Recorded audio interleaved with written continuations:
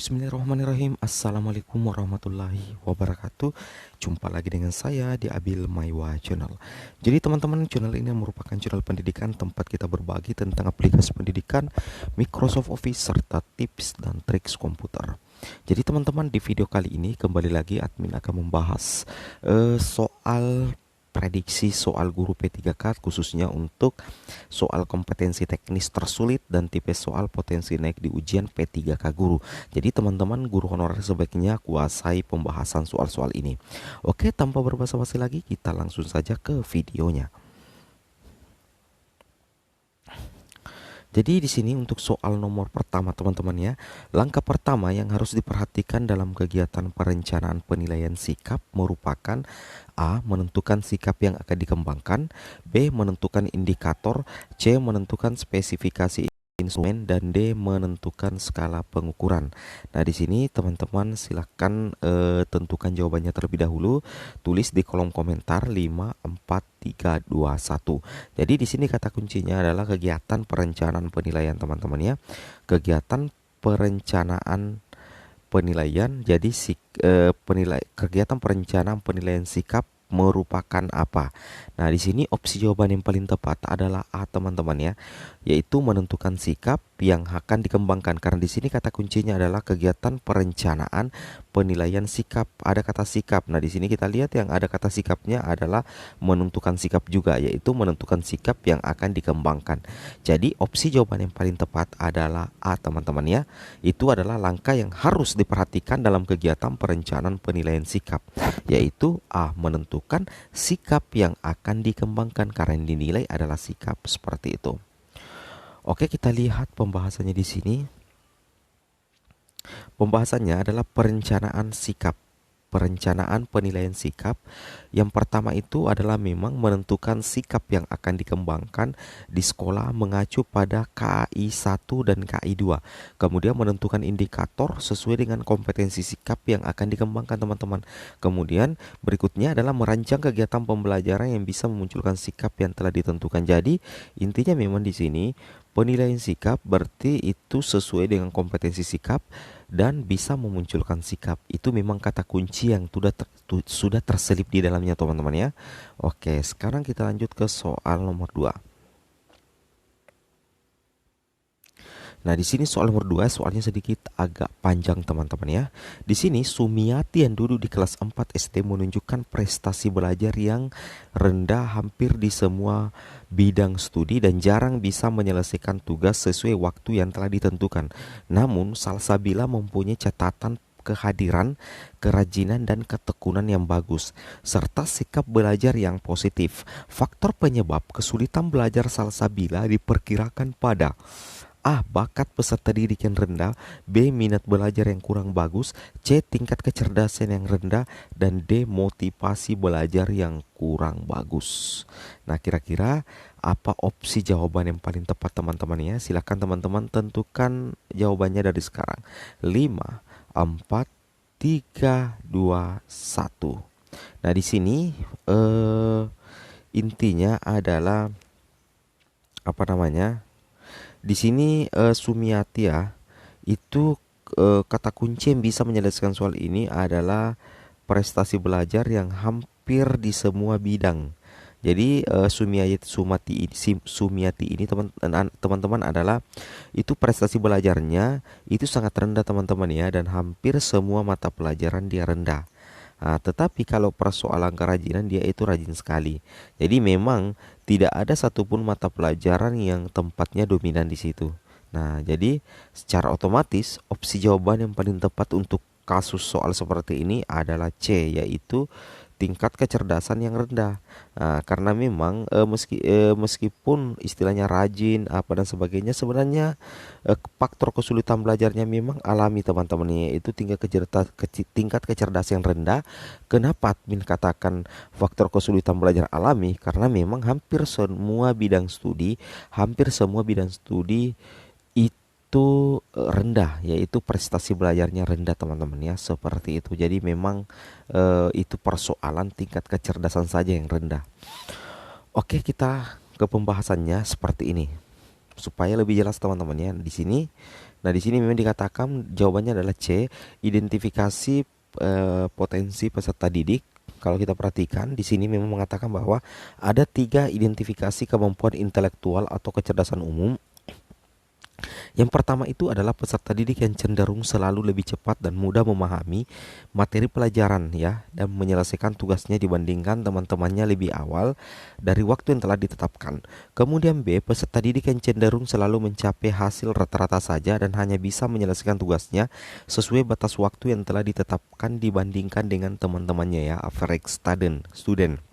Kemudian peserta didik cenderung selalu mempunyai kesulitan dalam memahami materi pelajaran, mencapai hasil yang lebih rendah dari teman-temannya dan hampir selalu tidak bisa menyelesaikan tugasnya sesuai dengan batas waktu. Yang kedua adalah identitas bakat. Identifikasi bakat ini di sini teman-teman ya harus diperhatikan bahwa peserta yang cenderung selalu lebih cepat dan mudah memahami materi pelajaran matematika tapi lambat dalam memahami bahasa. Kemudian yang ketiga adalah identifikasi kreativitas. Itu peserta didik sering mengeluarkan ide atau gagasan. Itu adalah persoalan tentang identifikasi potensi peserta didik ya. Jadi kalau misalkan dia lambat belajar di semua mata pelajaran, itu berarti memang ada kesulitan belajar teman-teman. Itu memang ada kesulitan belajar seperti itu. Oke, kita lanjut ke soal berikutnya.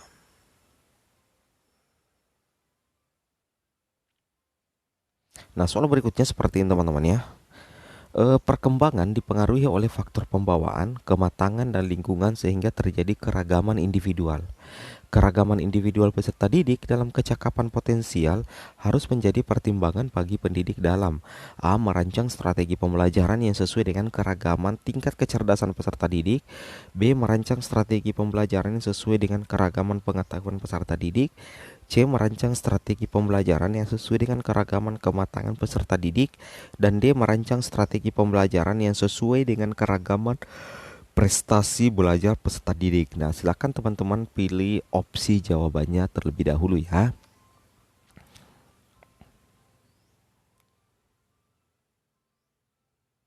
Nah, oke, 5 4 3 2 1. Jadi, di sini untuk opsi pilihan jawabannya adalah merancang strategi pembelajaran sesuai dengan keragaman kematangan peserta didik. Nah, di sini kita bisa lihat opsi jawabannya. Nah, jadi yang paling tepat ternyata adalah A teman-teman ya. Jadi opsi jawaban yang paling tepat ternyata adalah A, yaitu apa ya? Di sini tadi adalah merancang strategi pembelajaran sesuai dengan tingkat keragaman kecerdasan peserta didik. Nah, di sini kita bisa lihat pemahamannya agar bisa lebih paham teman-teman ya. Nah, di sini kenapa bisa A? Karena setiap peserta didik itu dianugerahi oleh potensi ya, dianugerahi potensi potential ability atau capacity potential ability dibedakan menjadi potensi fisik dan potensi psikologis. Nah, di sini dibahas bahwa potensi fisik itu berkaitan dengan kondisi dan kesehatan tubuh, ketahanan dan kekuatan tubuh serta kecakapan motorik. Sedangkan potensi psikologis itu berkaitan dengan kecerdasan atau intelijensi teman-teman ya, bakat, attitude dan kreativitas. Jadi opsi jawaban yang paling tepat di sini adalah A. Oke, kita lanjut ke soal berikutnya. Soal berikutnya seperti ini. Setiap anak mempunyai potensi kreatif meskipun dalam tingkatan yang berbeda. Namun kreativitas berkembang karena faktor lingkungan. Apabila akan mengembangkan kreativitas peserta didik, maka pendidik hendaknya merancang pembelajaran yang kondusif. Pembelajaran yang bisa memfasilitasi berkembangnya kreativitas anak. Itu merupakan A. Demokrasi dan sosiobakat, B. Fleksibel dan sosiobakat, C. Demokrasi dan permisif, D. Fleksibel dan permisif. Nah, silakan teman-teman pilih opsi jawabannya. 5 4 3 2 1. Jadi opsi yang paling tepat di sini teman-teman adalah opsi yang paling tepat menurut admin adalah C, yaitu demokratis dan permisif. Nah, kira-kira alasannya apa? Di sini kita bisa lihat langsung di soalnya. Nah, di sini jawabannya adalah C teman-teman ya. Demokrasi dan permisif. Alasannya karena kreativitas itu berkembang pada lingkungan yang hangat teman-teman ya. Kemudian menghargai, mendorong dan memberi rasa aman untuk mengekspresikan kreativitasnya. Nah, itu masuk demokrasi. Kemudian mendidik yang demokratis meningkatkan kreativitas karena memberikan kesempatan lebih banyak kepada anak untuk mengekspresikan kreativitasnya. Itu kenapa dikatakan demokratis. Nah, kenapa dikatakan permisif? Karena mendidik yang permisif berarti itu memberikan kebebasan kepada anak untuk mengemukakan ide-ide tanpa takut salah. Itulah yang dikatakan permisif dan itulah yang dikatakan demokratis. Jadi memang opsi yang paling tepat adalah C, yaitu demokratis dan permisif. Seperti itu teman-teman ya. Oke, kita lanjut ke soal berikutnya. Soal berikutnya seperti ini teman-teman ya. Dari pernyataan di bawah ini, pernyataan manakah yang kurang tepat untuk menjelaskan tentang komunikasi yang efektif? A. Komunikasi dikatakan efektif apabila terbiasa kesepahaman antara komunikator dan komunikan terhadap makna isi pesan yang disampaikan. B. Komunikasi efektif bisa terjadi apabila komunikator menyampaikan pesan hanya secara linear kepada komunikan dengan maksud untuk merubah tingkah laku. C. Komunikasi dikatakan efektif apabila pesan yang disampaikan oleh pengirim sama maknanya dengan pesan yang ditangkap dan dipahami oleh penerima. D. Komunikasi efektif merupakan komunikasi yang dilaksanakan oleh seseorang kepada orang lain di mana respon atau efek yang terjadi pada komunikan sesuai dengan tujuan komunikator. Nah, kira-kira manakah pernyataan di bawah ini teman-teman ya yang kurang tepat untuk menjelaskan tentang komunikasi yang efektif? Silakan teman-teman tentukan opsi jawabannya 5, 4, 3, 2, 1. Jadi opsi jawaban yang paling tepat di sini teman-teman tentang pernyataan yang kurang tepat adalah B ya. Jadi opsi jawaban paling tepat adalah B, yaitu komunikasi efektif bisa terjadi apabila komunikator menyampaikan pesan hanya secara linear kepada komunikan dengan maksud untuk merubah tingkah laku. Ini jelas salah dan ini kurang tepat ya. Karena hanya ada kata hanya secara linear berarti yang lainnya salah dong ya, seperti itu kan. Nah, di sini kita bisa, itu jawaban sebenarnya. Di sini kita bisa lihat pembahasan lengkapnya. Nah, di sini jadi yang paling tepat adalah opsi B. Nah, di sini disebutkan opsi B, komunikasi efektif bisa terjadi apabila komunikator menyampaikan pesan hanya secara linear kepada komunikan dengan maksud untuk merubah tingkah laku. Itu kurang tepat dikatakan sebagai komunikasi efektif. Nah, alasannya apa teman-teman ya? Alasannya seperti ini, karena komunikasi hanya dilaksanakan secara linear, hanya searah dengan tujuan merubah tingkah laku. Sedangkan komunikasi yang bagus itu merupakan sebuah proses interaksi untuk memperoleh sebuah pemahaman bersama dalam mencapai tujuan komunikator. Seperti itu teman-teman ya. Nah, jadi itu proses interaksi untuk memperoleh sebuah pemahaman bersama dalam mencapai tujuan komunikator. Jadi B itu memang opsi yang paling tepat teman-teman ya. Jadi B itu adalah merupakan opsi yang seperti itu teman-teman ya. Jadi kita lanjut ke soal berikutnya. Soal berikutnya, di kelas Bu Andres ada beberapa anak yang lebih suka menyendiri, sedikit mempunyai teman, kurang mampu berkomunikasi dan kurang mampu bekerja sama. Ciri-ciri perilaku peserta didik tersebut menunjukkan kecenderungan mempunyai titik-titik. A. Keterampilan sosialisasi yang rendah. B. Kemampuan menghargai diri yang rendah. C. Keterampilan sosial yang rendah. D. Kemampuan komunikasi yang rendah. Di sini anak lebih suka, kata kunci ada kata kunci teman-teman ya. Anak lebih suka menyendiri, kemudian kurang mampu bekerja sama ya. Nah, berarti itu masuk ke dalam sosial. Silakan teman-teman tentukan pilihan opsi jawabannya ya antara A dengan C. Oke, 5, 4, 3, 2, 1 selesai. Jadi opsi jawaban yang paling tepat teman-teman adalah C, yaitu kemampuan keterampilan sosial yang rendah. Karena kenapa? Karena di sini ada kata anak lebih suka menyendiri, kata kuncinya lagi yang lain sedikit mempunyai teman dan kurang bekerja sama. Di sini kita bisa lihat opsi pembahasan tepatnya ada di sini teman-teman ya. Nah, di sini opsi jawaban C, alasannya karena keterampilan sosial individu yang kesulitan penyesuaian sosial ya, itu ada kesulitan penyesuaian sosial atau rendah dalam keterampilan sosial, maka cenderung tidak suka menolong teman-teman ya, tidak senang bekerja sama, dan tentunya teman-teman tidak akrab dengan orang lain dan suka mengganggu. Seperti itu ya. Oke, saya rasa sudah jelas ya untuk soal nomor 6 ini. Sekarang kita pindah ke soal berikutnya, soal nomor terakhir. Nah, seperti biasa, untuk soal nomor terakhir, ciri khas di channel ini adalah yang menjawabnya adalah teman-teman yang sementara menonton video ini.